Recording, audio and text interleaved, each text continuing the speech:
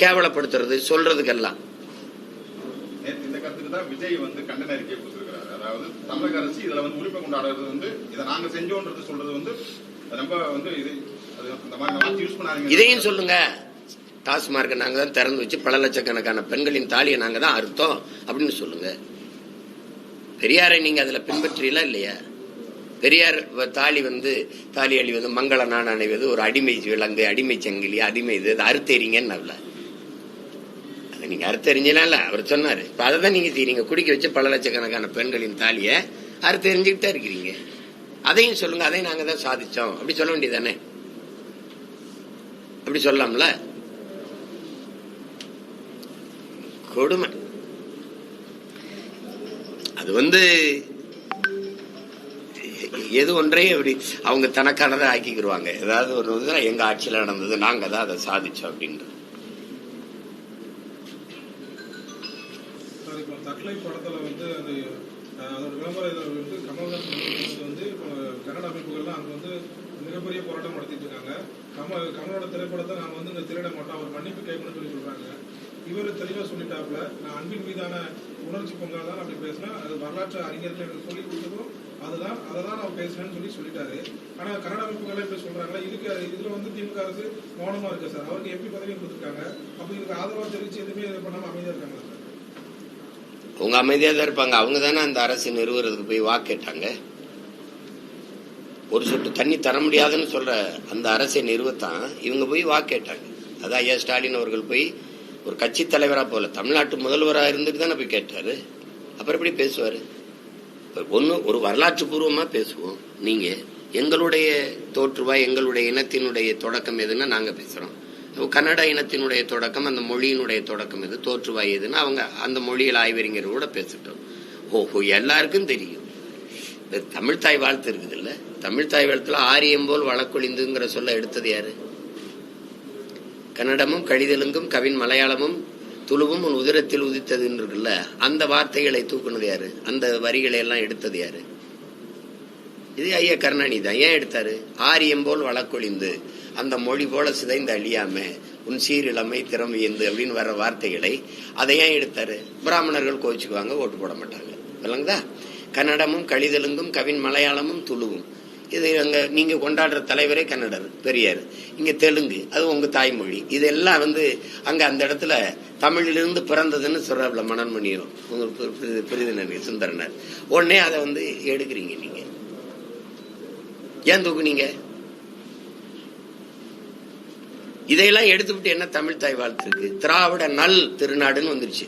அந்த திராவிடா அப்படிங்கிறதுக்கு அதை தமிழ் தாய் வாழ்த்த காய்கி வச்சிருக்கிறீங்க. இப்ப இது எதுக்கு எடுத்தீங்க? இப்போ எடுத்த பெருந்தகையாரு நம்ம ஐயா தான்.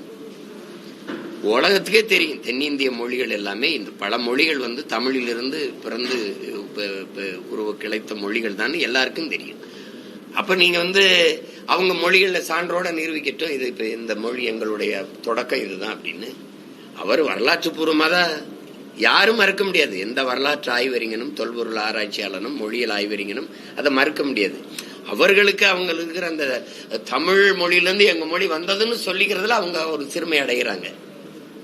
அதுல உங்களுக்கு ஒரு வெறி வருது, உணர்வு வருது. நம்ம படத்தை நீங்க ஓட விடல. அதுக்கு முன்னாடி தம்பி விஜய் என்ன சொல்லிட்டாரு? அவர் படத்தையும் தான் நீங்க கிழிச்சிங்க, பதாகையே கிழிச்சிங்க. உங்களுக்கு புரியுதா? எல்லாம் நீங்க இது பண்றீங்க. நாங்க எவ்வளவு ஜனநாயகவாதிகள், பேரன்பு மிக்கவர்கள். உங்களுடைய KGF 1, 2 நாங்க எந்த இடையூறு இல்லாம ஓட விட்டோமே, அதுக்கான பரிசு தானே இது? சொல்லுங்க, அதுக்கான பரிசு தானே? தமிழிலிருந்து வந்த மொழின்னு சொல்றத தாங்க முடியல. ஆனா கர்நாடகால இருந்து வந்த தலைவனை எனக்கு தந்தையாக்கி வச்சிருக்க நீ. பெரியார் எங்கள் தந்தைன்னு சொல்லி நாங்க போராடணும், நாங்க கொண்டாடணும். எப்படி இருக்கு? அங்க கன்னட அமைப்புகள்லாம் போராடுது, இங்க யாராவது கருத்துக்கு ஆதரவு அண்ணன் கமலுக்கு சொல்றாங்களா பத்தியெல்லாம்? ஏன்னா தமிழனா இல்ல, தமிழன் சாதி மதமா பிளந்து பிரிஞ்சு நின்றதுனால, சாதி மத உணர்ச்சிகள் மேலோங்கி நிக்கிறதுனால தமிழன்கிற இன உணர்ச்சி செத்து போச்சு, மான உணர்ச்சியும் செத்து போச்சு. சரி, அந்த நாட்டு முதல்வர் அப்படி பேசுறாரு. எங்க முதல்வர் என்ன சொல்றாரு? தமிழிலிருந்து பிறந்ததான் கன்னடம். 1800 ஆண்டுல பிறக்குது. 1600 தெலுங்கு வருது. 15ஆம் நூற்றாண்டுல மலையாளம்ங்கிற மொழியே கிடையாது. 500 ஆண்டுகளுக்கு முன்னாடி தான் அது உருவாகுது. அதுக்கு பிறகு துளு. சமஸ்கிருத சொற்களை இன்னும் அதுக்கு அங்கே அம்மா அப்பா அக்காலாம் இருக்குல்ல, கன்னடத்துல இருக்கு. சாப்பிட்டீங்களா நீங்க, போஞ்சஸ்தீரா மீறு, ஒரே ஒளி அளவுல தான் தெலுங்கெல்லாம் இருக்கும். நாங்க வணக்கம்னா அவங்க நமஸ்காரம், நாங்க அப்படி போயிருச்சு. சமஸ்கிருதம் கலந்து பேசி பிளந்து பிரிந்த மொழிகள் தான் உலகத்துக்கே தெரியும். அப்ப அதை ஏற்க அவங்களுக்கு மனசு இல்லை. சரி, அது ஒரு தமிழ்ல இருந்து வந்ததுன்னு சொல்லிட்டாங்கிற ஒரு இது இருக்குது அவங்களுக்கு. அதே கன்னடத்துல அவருக்கு ஆதரவான ஒரு பொருள் இருக்கா. தமிழக திரைப்படத்துல யாருக்கு நடிகர் சிவராஜ்குமார் கமலஹாசனுக்கு ஆதரவா அவர் பதிவிட்டிருக்கிறாரு. நீங்க எப்பெல்லாம் கன்னடத்துக்கு நீங்க என்ன பண்ணிருக்கீங்க, கன்னட மொழிக்கா நீங்க என்ன பண்ணீங்க, எப்பெல்லாம் ஒரு பிரச்சனை வருது அப்ப மட்டும் தான் நீங்க குரல் கொடுக்குறீங்க. நீங்க முதல்ல இந்திய மொழிகளில் எல்லா அந்த மொழிகள்ல எல்லா இதுக்கும் சொற்கள் இருக்கா? நான் கர்நாடகாவில் பயணம் பண்ணியிருக்கேன், கேரளாவில் பயணம் பண்ணியிருக்கேன், ஆந்திராவுக்குள்ள பயணம் பண்ணியிருக்கேன், இந்தியாவில் பல மாநிலங்களில் பயணம் பண்ணியிருக்கேன். அந்த மொழிகள்ல எல்லாத்திற்கும் சொற்கள் இருக்கா? 40 விழுக்காட்டுக்கு மேல சொற்கள் இல்லை. எல்லாம் பிறமொழி சொற்களை கலந்துதான் பேசுவாங்க. ஆனா என் மொழியில உலகத்தின் எந்த மொழியின் துணையுமின்றி தனித்து இயங்கக்கூடிய உயர் தனிச்செம்மொழி தமிழ் தான்.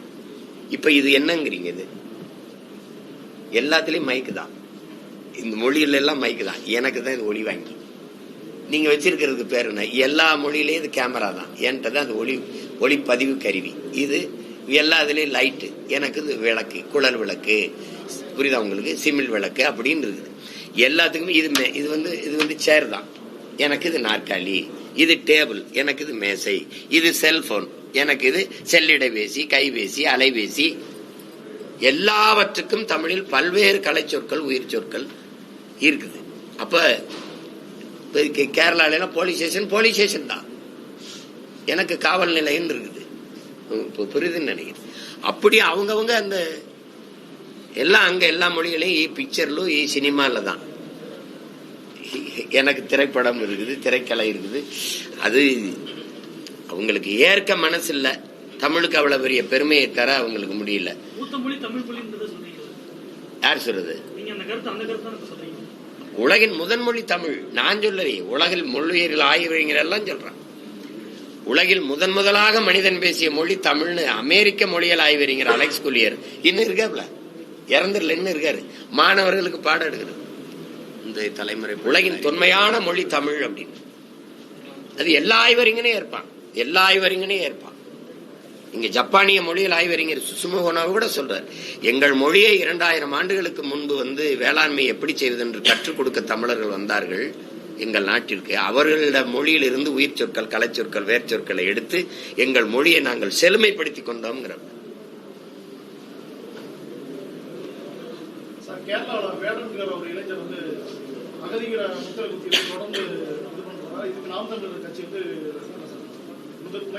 நான் என்ன செய்யணும்னு நினைக்கிறீங்க? நான் தான் வேடன், நான் பேசுறேன், அவர் பாடுறாரு. நாங்க உங்களுக்கு அடிபட்ட புலியும் அடிமைப்பட்ட இனமும் கிளர்ந்து எழுச்சி கொள்ளும் போது எவரும் எதிர் நீக்க முடியாது. புரியுதா உங்களுக்கு? தமிழ் தேசிய மக்கள் அவங்களுடைய ஆன்மா விழிப்புற்று எழுது. அது உலகம் பூரா பரவி கிடக்கிறோம். நாங்க எங்களுடைய வலி ரொம்ப ரொம்ப அதிகம். அந்த வலியின் வெளிப்பாடுதான் அந்த புள்ள வெடிச்சு பாடுறான். அது மாதிரி உலகம் பூரா எங்க பிள்ளைகள் இன்னைக்கு துடிச்சு வெடிச்சு கிளர்ந்து எழுதுறாங்க. நான் அவரளவுக்கு பாட வரல, நான் பேசுறேன். அவர் என்ன அளவுக்கு பேச வரல, பாடுறாப்ல. அதுல அகதி என்ன அகதி? தெற்காசி முழுமைக்கும் பறவை வாழ்ந்தவன், இமயம் வரைக்கும் பறவை வாழ்ந்த துணைக்கண்டமே என்னது? கெடுவாய்ப்பா காலடியில் குறுகி நாங்க இப்படி நிக்கிறோம். இன்னைக்கு நாடற்றவர்கள் ஆக்கப்பட்டோம். நாடற்றவர்கள் அல்ல, நாங்க ஆக்கப்பட்டோம். ஒரு நாள் அந்த நாடு எங்கள் கைவரப்பெறாதா என்ன? சொல்லுங்க. எங்களுடைய பேரன்பிலும் பெருந்தன்மையும் நாங்க பிழை செய்தோம். வந்தவரெல்லாம் வாழ வச்சோம், சொந்த வரை அகதியா வாழ வச்சோம். வாழ வச்சதோட நின்றுதான் எங்களுக்கு இந்த பிரச்சனை இல்ல. ஆள வச்சோம், அடிமையானோம், அவ்வளவுதான். வேடலுங்கிறது என்னுடைய இசை, என்னுடைய இன்னொரு பிரதி, அதோடைய இசை வடிவம். அது அவன் ஆவேசத்தை, அவனுடைய ஆவேசத்தை அவனுக்கிட்ட இருந்த ஆற்றல்ல வெளிப்படுத்துறான். அது இப்ப நாங்க இது பேசணும்னு வச்சுக்கிறீங்களா, மேலும் நெருக்கடியை தான் அவனுக்கு கொடுப்பாங்க. ஓ இவன் அவன், புரியுதா உங்களுக்கு? முதல்ல ராவண பெரும்பாட்டன்னு சொன்னவன் நான் தாங்க. இப்ப புரியுது நினைக்கிறேன். ஆனாவை நெஞ்சில சுமந்தது நான் தான். எங்க பிள்ளைகள்லாம் தாலி மங்கள நான் அணியும் போது ஆனாதான் போடுவாங்க. ஆனாவை தான் நெஞ்சில நாங்க எல்லாம் அணிந்து போடுவோம். அது என் அன்னைக்கும் என் அன்னை தமிழுக்கும் முதலாக அது இருக்குது. எங்களுடைய மறை அகர முதல என்றுதான் அகர எழுத்துல தான் தொடங்குது. உயிர் தந்த உறவுகளான அம்மா அப்பாவுக்கு அதான் முதல் எழுத்தா இருக்கு. அன்பு, அறிவு, அடக்கம் போன்ற உயர்ந்த பண்புகளுக்கு அதான் இருக்குது. அததான் அவர் விளக்கி சொல்றாரு. அத ஏன் நெஞ்சில நீ ஆனா குத்திருக்கேங்கிறத இப்ப தெரியாம யாருன்னு உங்களுக்கு இதுக்கு மேல ரொம்ப விளக்கம் சொல்ல வேண்டியது இல்லை. சென்னையில குடிசை இருந்த விவகாரத்துல நாம தாவேகா நிர்வாகி தாக்கப்பட்டது நீங்க கண்டனம் தெரிவிச்சீங்க. ஆனா அதே அரசு காவல்துறை சார்ந்த சொல்றாங்க அவங்களோட கட்சியில பேர் வாங்குறதுக்காக இந்த மாதிரியான ஒரு விஷயத்த தாக்குதான் அவங்க ஒரு குற்றச்சாட்டு வச்சாங்க. நேற்று ஒரு அறிக்கை கொடுத்தாங்க. இன்னைக்கு அதே அமைச்சர் சேகர் பாபு அவங்க அந்த மாதிரி தாக்கப்பட்ட நிகழ்வு நடந்திருந்தால் அவர்கள் மீது உரிய நடவடிக்கை எடுக்கப்படும் ஒரு கருத்தை பதிவு பண்ணி எப்படி பாக்குறீங்க? பொய் சொல்லி விளையாடுறதுக்கு என்ன நாங்க பொழுதுபோக்காது. நீங்க விபத்துங்கிறீங்க. விபத்துனா பாதிக்கப்பட்டவர்களுக்கு உதவக்கூடாதா? ஒரு சாலையில ஒரு விபத்து தான் விட்டு போவீங்களா? இதுல என்ன பேர் வாங்குறது? சரி, அந்த உதவியை நீங்க செஞ்சு ஏன் பேர் வாங்கல? தமிழக வெற்றி கழகத்தினுடைய பிள்ளைகள் போய் உதவி செஞ்சு பேர் வாங்குறதுக்கு உதவி செஞ்சாங்க. அதையே நீங்க உங்க கட்சி உறுப்பினர்களோ அல்லது தொண்டர்களோ போய் அந்த உதவியை செஞ்சு நீங்க பேர் வாங்கியிருக்கலாமே. உங்களை யார் வேணாம்னா அவங்க சொல்ற கருத்து அடி வாங்கி, அதாவது அவங்க கட்சியோட அதாவது அவங்களோட தலைமை அவங்க பார்க்கணும் அப்படின்ற ஒரு கருத்துக்காக அவங்க அடி வாங்குறதாகவே சொல்றாங்க. ஒரு கருத்து இதெல்லாம் கால கொடுமைன்னு தான் நினைச்சுக்கணும். இதெல்லாம் இது என்ன விளையாட்டுக்கு நாங்க சும்மா இருக்கும்போது எங்களை அடிச்சாங்கன்னு போய் சொல்லி வாங்குற அளவுக்கு என்ன இருக்குது? அப்படி பேர் வாங்கணும்னு என்ன இருக்கு? இல்ல தம்பி விஜய் தீர விசாரிக்காம ஒரு அறிக்கையை கொடுத்து கண்டிப்பாருன்னு நினைக்கிறீங்களா? சொல்லுங்க, நீங்க சொல்லுங்க. நீங்க அந்த தவறை மறைக்க போராடுறீங்க. நாங்க தவறு நடந்துருச்சு நடவடிக்கை எடுங்கன்னு சொல்ல வர்றோம். இதானது எந்த அரசு ஒத்துக்கிறது? ஆமா தப்பு நடந்துருச்சுன்ட்டு.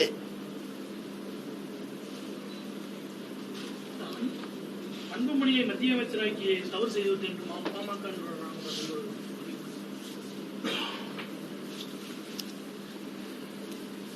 அதுல எனக்கு ஒன்றும் கருத்து இல்லை. அது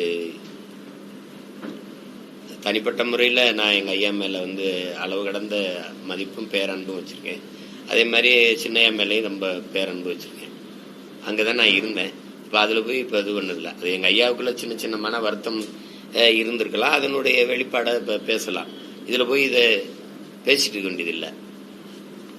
இந்த செய்தினால இந்த இது இருக்குல்ல, இதனால நாட்டுக்கு மக்களுக்கு ஏதாவது பாதிப்பு இருக்குன்னா சொல்லுங்க, நான் பேசுறேன். கருத்து அது பொதுக்குழு மேடையிலே வச்சு அந்த வார்த்தையை சொல்லியிருக்காரு. அந்த கருத்து தான் கேட்டேன். சரி, அது எங்க ஐயாவுடைய கருத்து, அவ்வளவுதான். அது விட்டுருவோம், அதை விட்டுருவோம். வேற ஏதாவது வருஷத்துக்கு முன்னால அரசு வேலை போகிறதுக்கு தேர்வு மூலியமா ஆள் தேர்வு பண்ணாங்க. அதில் கால் டிக்கெட் மார்க் அடிப்படையில் தான் தேர்வு செஞ்சாங்க. அவங்க இன்டர்வியூ போயிட்டு வந்தவங்க நிறைய பேர் பணம் இல்லாத வேலைக்கு போக சூழ்நிலை இருக்கு. இன்டர்வியூ போய் அடமெண்ட் வந்திருக்காங்க. அவங்க என்ன காரணத்துக்கு வேலை அடைக்கிறாங்கன்னா எனக்கு பணம் இல்லை, ரூபாய் கட்டுறாங்க, அதனால எனக்கு வேலைக்கு போக முடியும்னு சொல்றாங்க. அதாவது வியாபாரம் செய்ய வந்தவன் உருவாக்குன நாடு இது. அதே வியாபாரம் தொடர்ந்து நடக்குது. இது போய் நீ அண்ணன்ட்டதை கேட்டு பயன் இல்லை. நீ அண்ணனை ஜெயிக்க வையே, நான் தகுதியின் அடிப்படையில் எல்லாருக்கும் வேலை கொடுத்துருவேன், அதை போய் பேசிடுவேன். இதான் நடக்குது. பணி நியமனமா பணம், பணி நிரந்தரமா பணம், பணி இடமாற்றமா பணம். அப்படி இது முறையாயிருச்சு. ஒரு உதவி ஆய்வாளருக்கு வர்றியா, நீ சப் இன்ஸ்பெக்டரா வர்றியா, இவ்வளவு பணம். மருத்துவர் இடம் வேணும், மருத்துவர் ஆகணுமா, இது படிச்சுட்டு எத்தனை பேர் பணி நியமனத்துக்கு இருக்காங்க? ஆசிரியர் பெருமக்கள் எத்தனை, மருத்துவர்கள் எத்தனை, அரசு மருத்துவமனையில காலி இடங்கள், வெற்றிட காலியா இருக்கிற இடங்கள் எத்தனை, ஏதை நியமிக்கல? பணம். அவங்க 240 கோடிக்கு மேலே பார்த்து 240 கோடி பார்த்தாலே அரசாங்கத்தில் வேலை கொடுக்கணும். கண்டிப்பா 300 கோடி 400 கோடி பார்த்துருக்காங்க ஒரு சிலர். அவங்களுக்கு வேலை கிடைக்காம இருக்கு. அவங்க தொடர்ச்சியா மனு கொடுத்துட்டு தான் இருக்காங்க. எந்த ஒரு அரசு சரியான பதில் கொடுக்க முடியாது. தொழிற்சாரா சட்டத்தின் அடிப்படையில் அரசு போக்குவரத்து கழகத்துக்கும் இவங்களுக்கு கிடையாது, சம்மந்தம் கிடையாது. அதே மீறி இப்போ வந்து 250 கன்ஃபார்ம் முடிச்சிட்டாங்க. முடிச்சு ஆதாரத்தை கூட ஒப்படைச்சிட்டாங்க. ஒப்படைச்சுமே அவங்களுக்கு வந்து வேலை கிடைக்கும். சரி பாப்போம். இப்ப இது போராடி பெறதுக்கு இன்னும் 6 மாசம் தான் இருக்கு. மொத்தமா மாத்துவோம், எல்லாத்தையும் மாத்தி இது ஒரு வழி பண்ணுவோம். 2026 பொறுத்தவரையில் வந்து திமுகவுடைய எதிர்கட்சிகள்லாம் ஒற்றுமையா இல்ல, அதனால வந்து ஒற்றுமை பலம் இல்லாதனால திமுகவே திருப்பி வந்துடும் சொல்லி தொல்திருமாவளவனே சொல்றாரு. அவரே நேற்று ஒரு அறிக்கையும் அது கிடையாது. நீங்க எல்லா மற்ற கட்சிகள்லாம் ஒன்னா நின்னா திமுகவை வீழ்த்த முடியும்னு நினைக்கிறாங்க. அதுல இல்ல, ஒன்னா நின்று தான் வீழ்த்தணும்னு நான் நினைக்கிறேன். நான் தனியா ஒன்னா நின்று திமுகவை வீழ்த்தணும்னு நினைக்கிறேன். அது ஒன்றும் நீங்க வீழ்த்த முடியாத பெரிய கோட்டையோ ஒரு இதோ எல்லாம் ஒன்றும் கிடையாது. அது திருப்பி நான் சொல்ல பாருங்க, ரஷ்ய அதிபர் ஸ்டாலின் சொல்றாப்புல, உலகத்தில் வெல்ல முடியாத படை என்ற ஒன்று இருந்ததாக வரலாற்றில் செய்தி இல்லடான். இது ஏமாத்துறது. எதிர்கட்சி தலைமையா கூட வர முடியாத அளவுக்கு கட்சி தோத்து இருக்குல்ல, பல இடங்கள்ல கட்டுத்தொகை இழந்தது இருக்குல்ல அந்த கட்சிக்கு. அப்புறம் என்ன பேசிட்டு இருக்கிறீங்க? வீழ்த்த முடியாதுன்னு ஒண்ணும் இல்ல.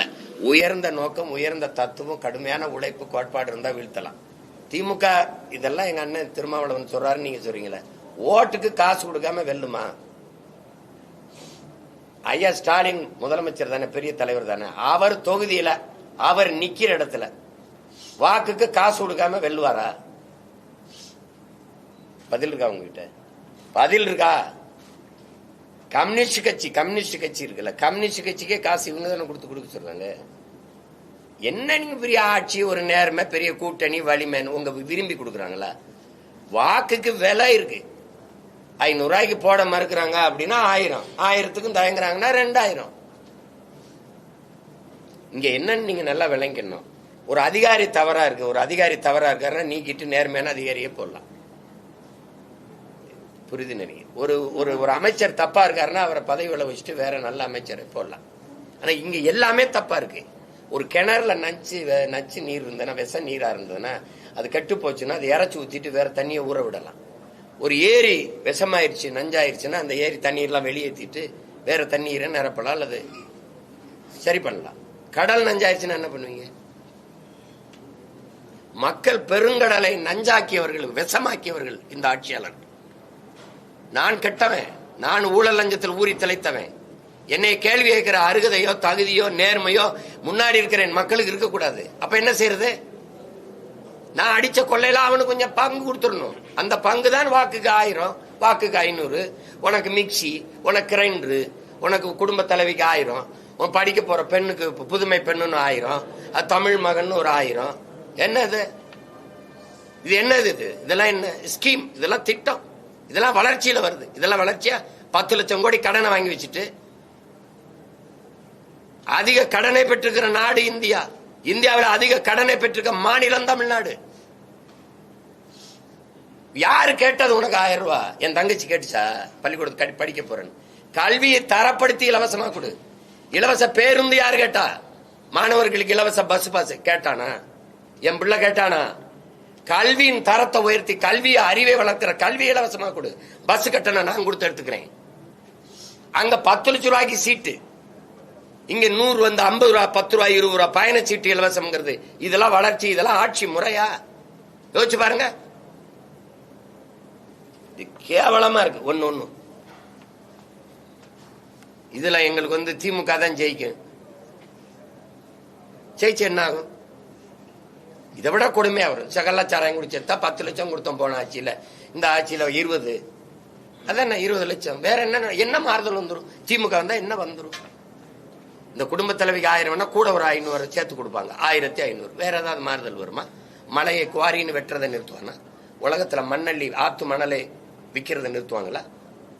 டாஸ்மார்க்க மூடுவாங்களா? என்ன மாறுதல் வந்துடும்? லஞ்சம் வாங்குறது இந்த சொல்றாருல, எந்த ஒரு வேலையா இருந்தாலும் காசு. அப்புறம் இது கவர்மெண்டா கமிஷன் மண்டியா?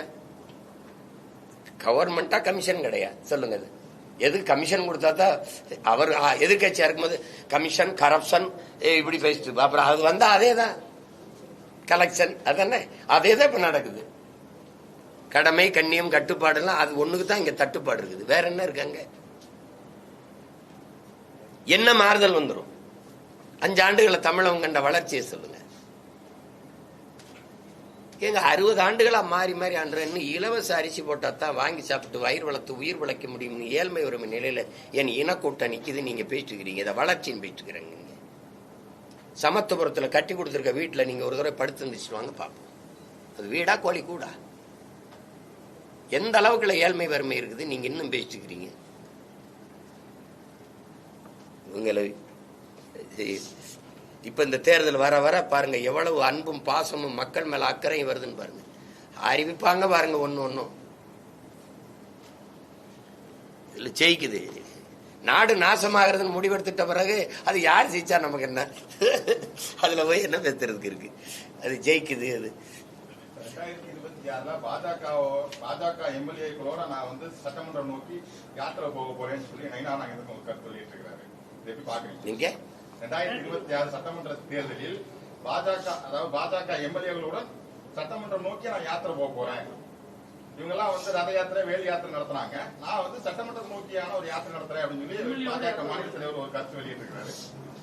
ஒரு கட்சியின் தலைவர் அந்த கட்சியில் இருக்கிற தொண்டர்களை அல்லது இயக்க தோழர்களை உற்சாகப்படுத்துவதற்கு பேசுறதுதான். இது எல்லாத்துக்கும் என்னட்ட கருத்து கேட்கணும். நீங்க திராவிட கட்சிகளை தாண்டி பாஜக இடமில்லைன்னு சொல்றவங்களும் நீங்க தான். இப்ப அவங்களுக்கே வந்து பாஜக எம்எல்ஏக்கள் இங்க வரதுக்கான திராவிட அதே அதே அதே எங்க மாமா நாயனார் நாயந்திரன் கேளுங்க. தனிச்சு நின்று வென்று சட்டசபையில இந்த மாதிரி ஊர்வலமா போக முடியுமா? அப்ப திராவிட கட்சி தோல் தானே உங்களுக்கு இருக்குதா? திராவிட பண்டிகள் இல்லைன்னா உங்களுக்கு ரத்தம் ஏது? திராவிட பன்னிகளின் ரத்தத்தை குடிக்கிற உண்ணிகளாக தான் இந்த இந்திய கட்சிகள் இப்படி தெரியுது. பன்னி செத்துருச்சுன்னா உண்ணி இறங்கி அதுவா போயிடும். உங்களுக்கு புரியுதுன்னு நினைக்கிறேன். அதனாலதான் இந்த திராவிட கட்சியில ஒழிக்கணும். திமுக இல்லைன்னு வச்சுக்கிறீங்களேன், இந்திய கட்சிகளுக்கு கதவே இல்லை, மூடிடுவான். இவன் 2 பேர் தான். உங்களுக்கு பல தடவை சொல்லியிருக்கேன். சின்ன வீடு பத்திரிக்கையில சின்ன வீடு படம், அதுல ஐயா பாக்கியராஜ் வந்து மனைவி எப்படி கட்டி பிடிச்சிட்டு இருப்பாப்ல, இந்த பக்கம் கள்ளக்காதலிக்கு பூ கொடுத்துட்டு இருப்பாப்ல. அதுதான் திமுக. இங்கிட்டு பேசிக்கிட்டு இருக்க மதவாதத்துக்கு எதிர்ப்பு, பாசிச எதிர்ப்பு, சங் பரிவார் கும்பலை நாங்கள் நுழைவிட மாட்டோம் அப்படின்ட்டு இந்த பூ கொடுக்கறது யாருக்குன்னா பிஜேபிக்கு தான். இது ஒரு கூட்டம். இது அதை நம்பி தெரிய வேண்டியதான். நம்ம முதலா இங்க இந்தியா முழுமைக்கு அவரே சொல்றாரு பாருங்க, ராஜ்நாத் சிங்கே சொல்றாரு. இந்த பாரதிய ஜனதா கட்சியினுடைய ஆட்சியை 5 ஆண்டு நிலை பெற செய்து இந்தியா முழுமைக்கும் பிஜேபி வளர செய்தல்ல பெரும்பங்கு ஐயா கருணாநிதிக்கு இருக்குன்னு சொல்றாரு. அவரே பேசியிருக்காரு. ஐயா வாஜ்பாய் அரசு 5 ஆண்டுகள் அப்படி நிலையான ஆட்சியை தக்க வைக்க வச்சு அதுக்கு நாடெங்கிலும் பிஜேபி பேர் பரப்ப வச்சதுல பெரும்பங்கு இவருக்கு இருக்குங்கிறாங்க. அதுக்கு நன்றி கடனாக தான் அந்த காசு வெளியிட்டது. புரிதல் அளிக்கிறவங்களுக்கு. அதனால அது அப்ப கூட அவங்க காலில் நடக்க முடியல. ஒரு திமுக காலோ அதிமுக காலோ தேவைப்படுது. அதிமுக கூட்டணியில் இல்லாம இதை பேசினா அதை நம்ம வரவேற்கலாம். சரி, ஒரு கட்சினா அந்த கட்சி ஆட்சி அதிகாரத்தில் இருந்த கட்சி தான் அந்த ஆட்சி காலங்களில் செய்த இந்த சேவைகளை நலத்திட்டங்களை அது சொல்ல வேண்டியதே இல்லை. இப்ப எங்க தாத்தா காமராஜ்கிட்ட போய் நம்ம செய்த சாதனைகள்லாம் எடுத்து படம் எடுத்து ஒரு இது மாதிரி எடுத்து போட்டு காட்டலாம் மக்களுக்கு. என்ன சாதனை பண்ணிருக்கோம்? ரோடு போட்டிருக்கோம், அப்புறம் பள்ளிக்கூடம் கட்டியிருக்கோம், அப்புறம் அணைகள்லாம் கட்டியிருக்கோம் அப்படின்னு. அதுக்கு என்ன கேட்டிருப்பாருன்னு நினைக்கிறீங்க? ரோடு போட்டிருக்கோம், அதுலதான் ஜனம் நடக்குதுல்ல, அப்ப தெரியும்ல. பள்ளிக்கூடம் பிள்ளையவே படிக்குதுல்ல, அதெல்லாம் தெரியும்ல. அணை கட்டிருக்கேன், அதுதான் விவசாயி பயன்படுத்துறாள், அவனுக்கு தான் தெரியும்ல. இதை படமா அவர் எடுத்து காட்ட போறியா? சரி, எம்பிடி செலவாகும்?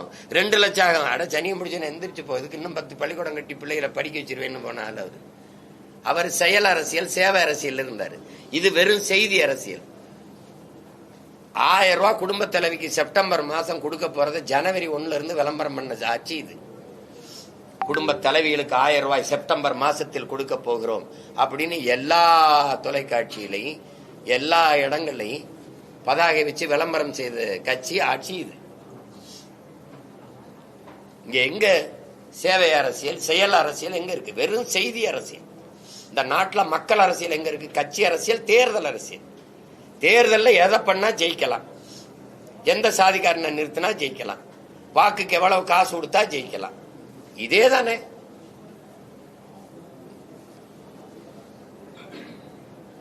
ஒரு கேள்விதான். சட்டசபையில் நம்முடைய முதல்வர் ஐயா 1,00,000 போராட்டங்களுக்கு மக்களுக்கு நாங்க 1,00,000 போராட்டங்களுக்கு அனுமதி கொடுத்திருக்கோம்னு பெருமையா சொல்றாங்க. இந்த 3 ஆண்டுகள்ல 1,00,000 போராட்டம் நடத்துறதுக்கு அனுமதி கொடுத்திருக்கிறதுல என்ன பெருமை இருக்கு? 1,00,000 பிரச்சனைகளே மக்களுக்கு கொடுத்திருக்கிறீங்க. அதுல 50,000 போராட்டத்துக்கு மேல நீங்க அனுமதியை தரல. என்னாலாம் பல போராட்டங்களுக்கு அனுமதி என்று போராட்டத்தை கைவிட்டேன். ஆசிரியர் பெருமக்கள் பணி நிரந்தரம் கேட்டு அவங்க ஆசிரியர்கள் கூடும்போது வர வர அப்படி கைது பண்ணி தூக்கி திருப்பி அனுப்பிவிட்டீங்க. மாற்றுத்திறனாளிகள் போடும்போது இரவில் கைது செய்து கொண்டு போய் கண்காணாத இடத்துல விட்டுட்டு வந்துட்டீங்க. அப்படி பல போராட்டங்களை இருட்டடி செய்து மூடி மறைச்சிங்க. 1,00,000 போராட்டத்துக்கு அனுமதி கொடுத்தேங்கிறீங்க. அப்ப 1,00,000 பிரச்சனைகளை தானே நீங்க தந்திருக்கீங்க. இது எந்த தீர்வு கண்டிருக்கீங்க? 100 விழுக்காடு மக்கள்கிட்ட வாங்கின மனுக்கள் அந்த பிரச்சனைகளுக்கு தீர்வு கண்டுட்டோன்னு வேற சொல்லிக்கிறீங்க. அந்த பிரச்சனையில ஒரு 8 100 வேணாம், ஒரு 10 சொல்லுங்க. இந்த பிரச்சனைகள் நாங்க இதெல்லாம் தீர்த்துட்டோம் சொல்லுங்க. 10 சொல்லுங்க. கூட்டுறவு வங்கியில கடன் பெற்றா அதை ரத்து பண்றேன், நீங்க ரத்து பண்ணீங்களா சொல்லுங்க. நீட் தேர்வை ரத்து பண்றீங்க, நீங்க எங்க ரத்து பண்ணீங்க? இதெல்லாம் வெற்று வாக்குறுதிகள். இஸ்லாமிய சிறை கைதிகளை, அப்பாவி சிறை கைதிகளை விடுதலை செய்ய எனக்கு வாக்கு தாருங்கன்னு நீங்க இஸ்லாமிய பெருமக்கள் எல்லாம் உங்களுக்கு வாக்கு தந்தாங்க. சிறை கைதிகளை விடுதலை ஆயிட்டாங்களா? சிறை கைதிகள் உடல் நலிவுட்டுட்டோம், எங்களுக்கு முன் விடுதலை தாங்கன்னு உச்ச நீதிமன்றத்தில் வழக்கு போட்டு நீதிமன்றம் சொல்லுது விடுதலை செய்யிட்டு.